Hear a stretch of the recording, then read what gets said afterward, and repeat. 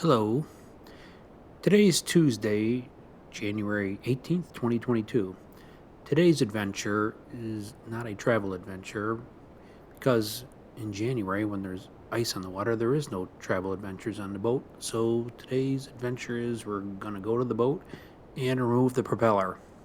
Hey, a couple special shout outs out there. Say hi to Mike Shibuya, our first Japanese subscriber, and also Mindy and Joe.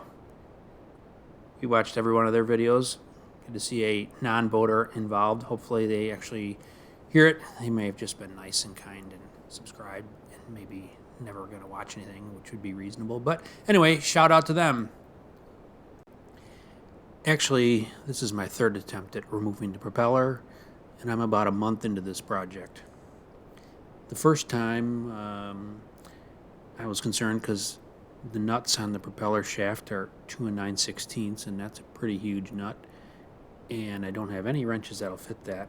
And since they're soft, probably bronze, I didn't want to use a pipe wrench and chew them all up, so I had to find some wrenches.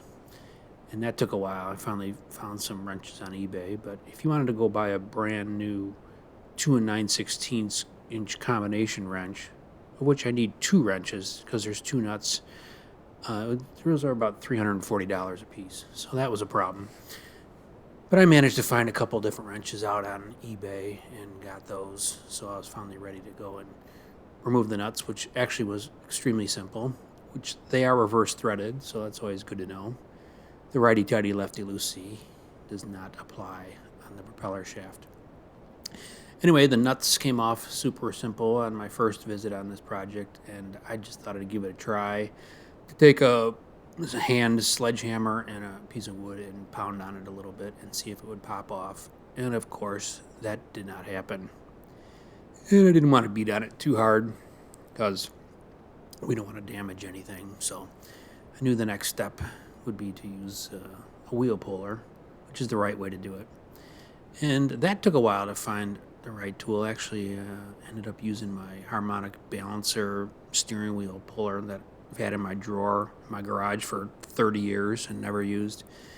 The face of the propeller has two threaded holes to run bolts into and then use the puller against the shaft. So on my second visit, that's what I ended up doing, was using that puller. But the holes in the propeller, the threaded holes for the bolts in the propeller, are a little tricky. A standard half-inch bolt would go in there about 2 turns, and so I figured it was metric. So then I finally found some metric, whatever size those were. Those are M12 with a 1.50 pitch, 1.5 pitch, and that metric bolt would only go in a couple 3 turns also. But I tried anyway with that metric bolts, and boy, that puller was I really wrenched on that puller hard, and it was not coming off. So, and I actually had my propane plumber's torch on there, and that did no good. That propeller was not coming off. So I had to give up on my second attempt. A normal standard half-inch bolt has 13 threads per inch.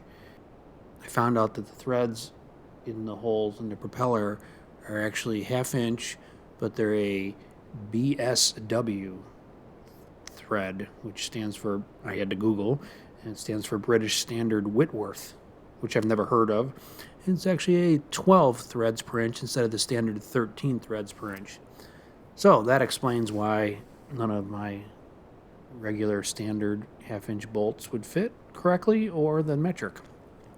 So I ended up finding some 6-inch long, half-inch, 12 threads per inch BSW bolts out on the internet, which was amazing because I never heard of that thread before, and I only found one source on the internet in the US for it.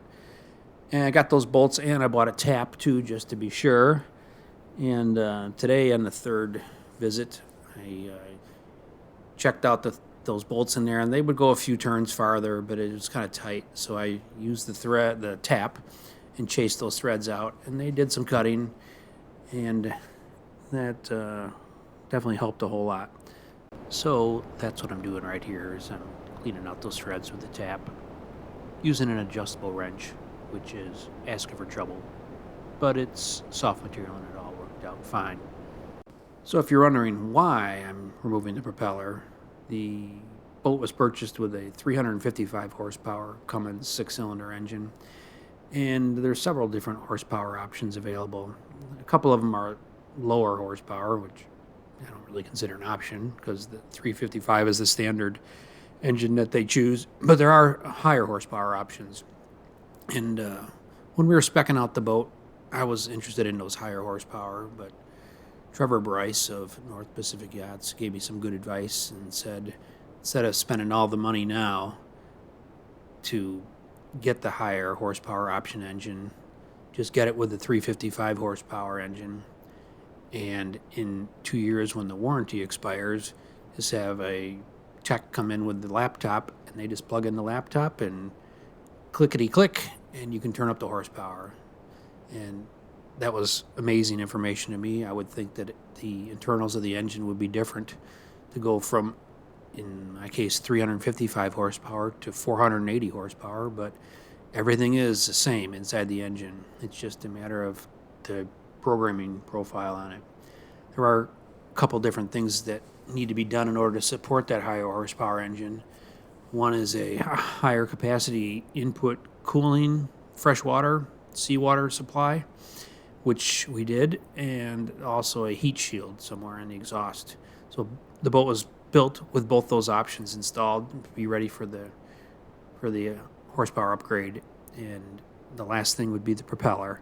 So we're not sure if this propeller can be repitched to support the 480 horsepower or if a whole new propeller needs to be purchased. So I need to pull this propeller off, get it into the prop shop, and they will scan it, laser scan it, and do their calculations and figure out if this one can be repitched.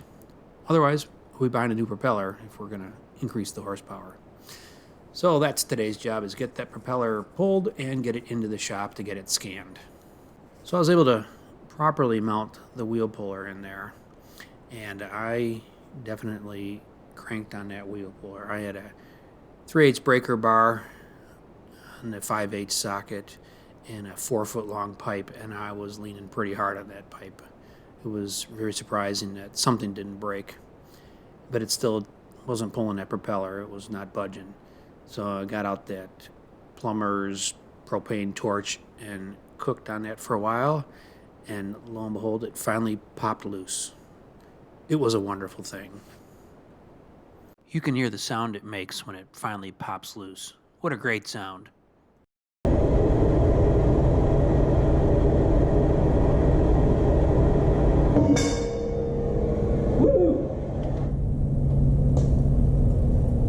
Yes! Success!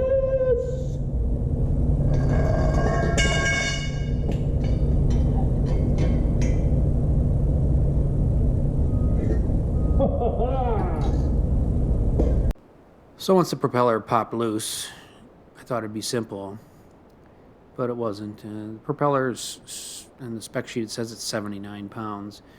It's on a tapered shaft, but with a keyway, so it's kind of tight on the keyway. Wiggling it back and forth, it was just barely working its way down. But as you can see, I finally got that propeller off and was able to remove it from the boat.